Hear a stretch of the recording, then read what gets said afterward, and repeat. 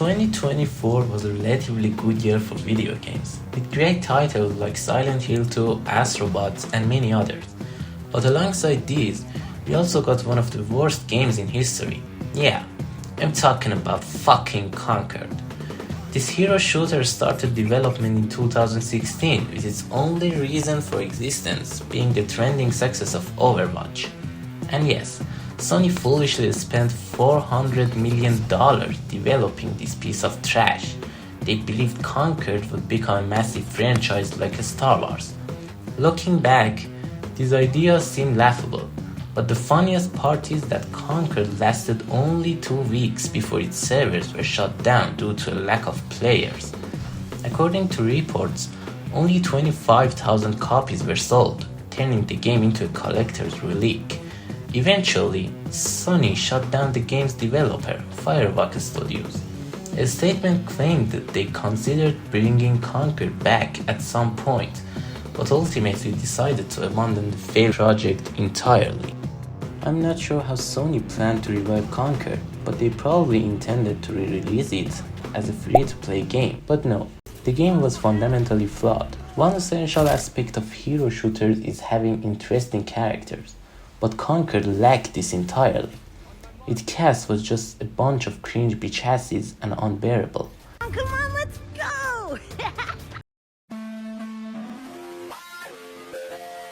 Concord's demise made me think and sparked an idea to find a game similar to Concord and make a video about it.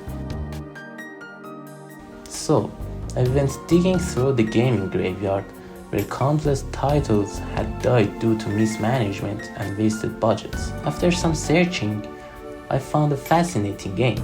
Yeah, I'm talking about the Culling, a battle royale game that tried hard to imitate PUBG, but ultimately failed. The game was developed by Xaviant Games, a studio founded in 2012 with the goal of creating unique and innovative games. However, as we know, their poor decisions led to their downfall.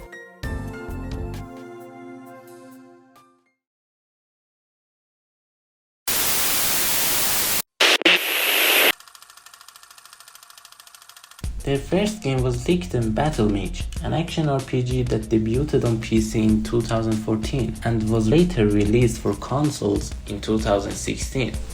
The game plays players in the role of a powerful mage in a fantasy world, focusing entirely on magic-based combat with no traditional weapons. Critics and players praised the game's visual design and spellcasting system, but the gameplay quickly became repetitive, and its story was nothing special. However, the game's biggest issue was its technical problems. Yes, the frame rate is just as slow as it is on PS4, but screen tearing is now present 100% of the time. There is never a moment when the screen isn't splitting in half. While it is difficult to play the PS4 version at such a low frame rate, the Xbox One version is an assault on the senses that I had to stop playing after just 20 minutes.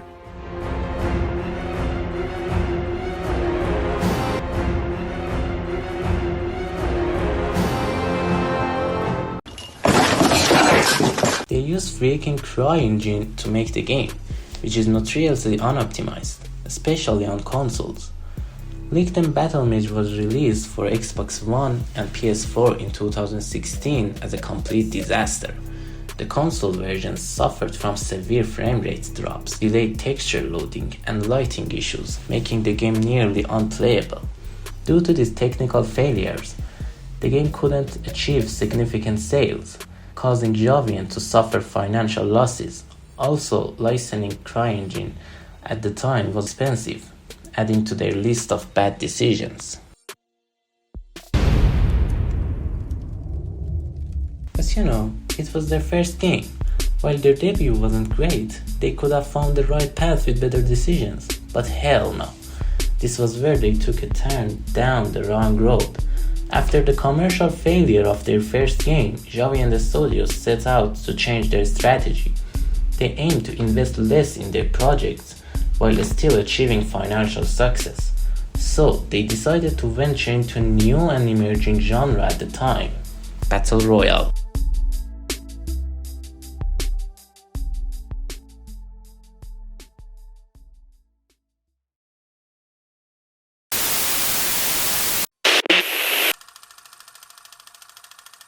By the mid-2010s, the Battle Royale genre was evolving into something special.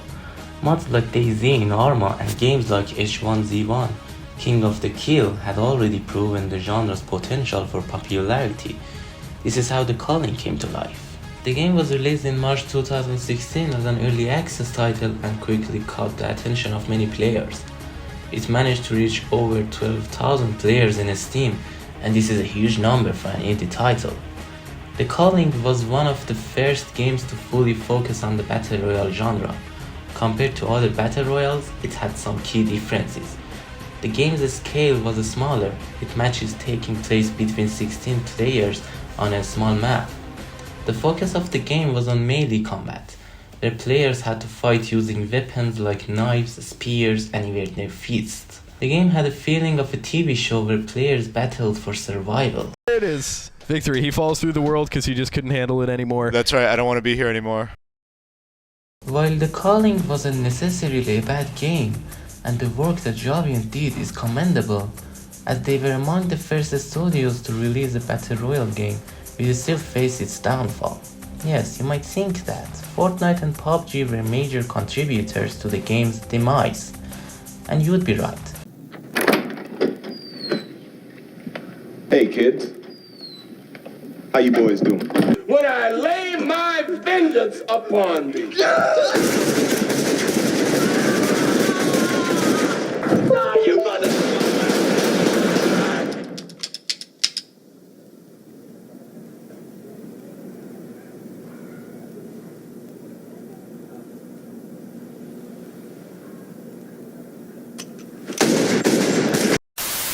Both games were way better and Fortnite was a free-to-play game, while The Culling required a $15 purchase.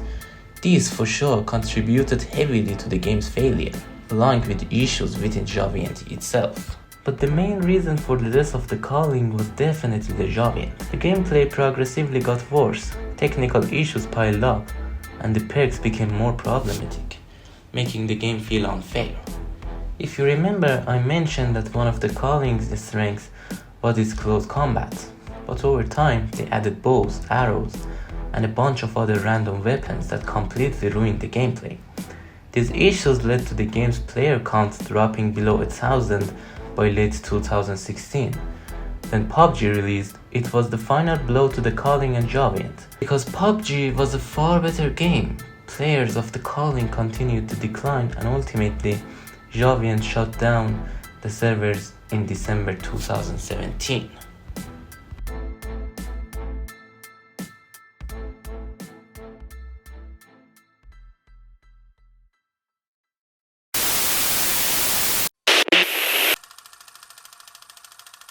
It was expected that Xaviant would have learned from their previous two games and would make a better game, but nah. In mid-2018, Xaviant announced that they were soon releasing The Culling 2, and that they had been working on a sequel since the first game's death.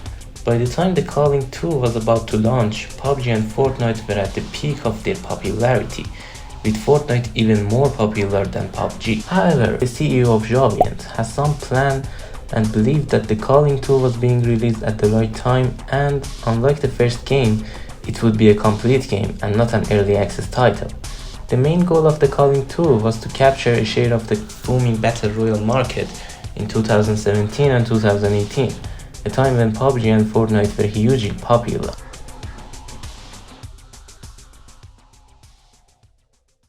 Ultimately, The Culling 2 was released on July 10th for 8th generation consoles and PC, and it became one of the most successful titles in the gaming industry, leading to the death of Fortnite and PUBG. At least in dreams. In reality, the game was a total piece of shit, heavily criticized for its technical issues and gameplay.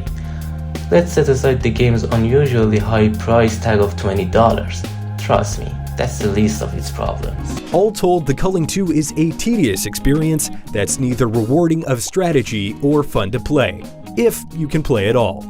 The game turned out to be a weak, trashy copy of freaking PUBG. Just look at the gameplay. This trash looks exactly like damn PUBG. The identity of the Culling series was completely destroyed. As I mentioned before, the first game focused more on melee combat and trap setting, but the second game had none of these features. Instead, it turned into a weak third-person shooter. The gameplay was stripped down to its most basic form, the animations were very simplistic, and the shooting system was very average with no real unique feel. Overall, the gameplay was very basic compared to other Battle Royale titles, offering nothing new or special. Besides the gameplay, the technical performance was very weak, suffering from issues like poor servers, numerous bugs, and visual glitches. The game even struggled with frame rate drops on high-end systems. In short, players were highly dissatisfied with the game. Also, calling them players seemed generous, since Culling 2 only had 249 players on its launch day. The funniest part is the game's map, which is undoubtedly one of the most generic environments in gaming history, was designed for 50 players, but due to the low player count, matches only had between 17 and 20 players. The map was relatively large, and players couldn't even find each other. And yes, as I mentioned, the number of players in Culling 2 on its launch day was only 249, and if we disregard the terrible state of the game, that in itself was a very bad sign, the situation was so ridiculous that it became a meme on the internet. In short, after just 8 days, the game's servers were shut down, and Culling 2 officially became the shortest lived online game. Yeah, does that remind you of something?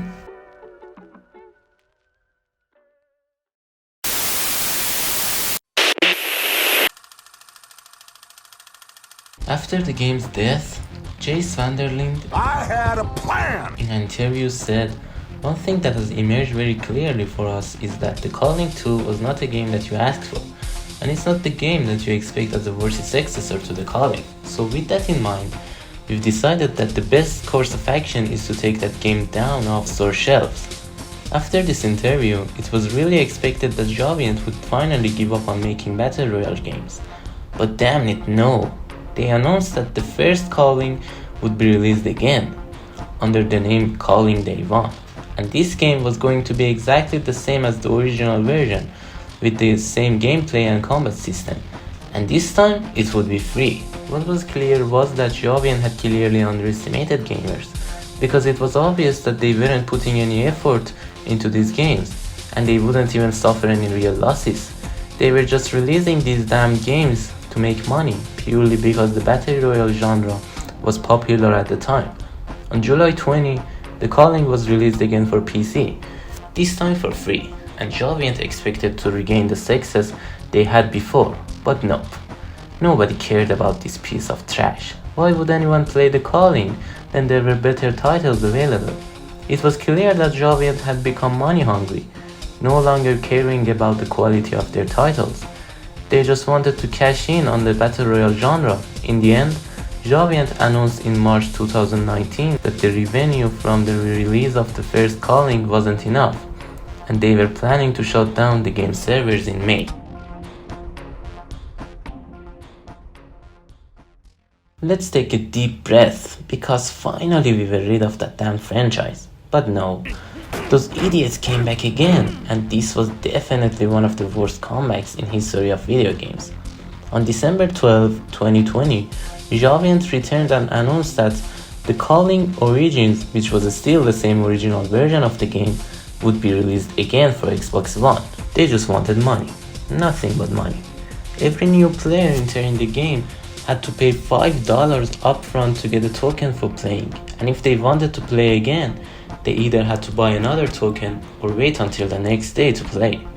The token prices were interesting, and players could buy a 3 days token for $1, a 20 days token for $5, or a 30 days token for $6, which basically equaled around $70 for a year's worth of tokens. This fucking game had turned into some kind of subscription, like a Game Pass or Plus, and it wasn't even worth spending money on. Xaviant acted like they had the best game in history while their game was the worst in its genre. Afterward, Xaviant tried to improve the game situation by increasing the number of tokens from 1 per day to 10 per day, but it didn't help. No one cared about this shit game. and by the end of 2020, they shut down the servers and stopped supporting it.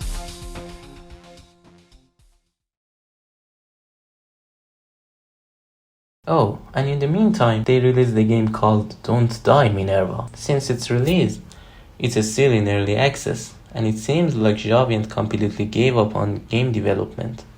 There's been no news about it for 4 years.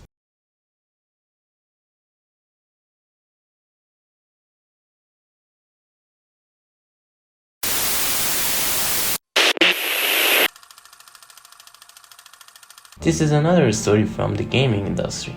A studio that, due to the current gaming trends, decided to make a battle royale game and failed. It's clear they were just after money and didn't really care about the gaming industry, ultimately leading to their downfall. Now, if you're talking about financial losses, it's not exactly clear how much Xaviant lost, but we can definitely talk about Concord, since the video was about that. Concord followed the same path as the Culling. They wanted to create something like Overwatch, but they released the game too late. Spent a lot of money wastefully, and it's safe to say Concord was definitely a bigger disaster than the Culling. What's funny to me is that the Culling was a small title and got destroyed because of bigger competitors and bad decisions by Xaviant, whereas Concord was a big project in every sense, from its $1 million budget to the big PlayStation and Sony name attached to it. But in the end, it was destroyed by its repetitiveness and poor policies. As I said, this is another story from the gaming industry, and while this industry is beautiful, it has stories like this, all stemming from the mistakes of the studios. I hope others can learn from these mistakes.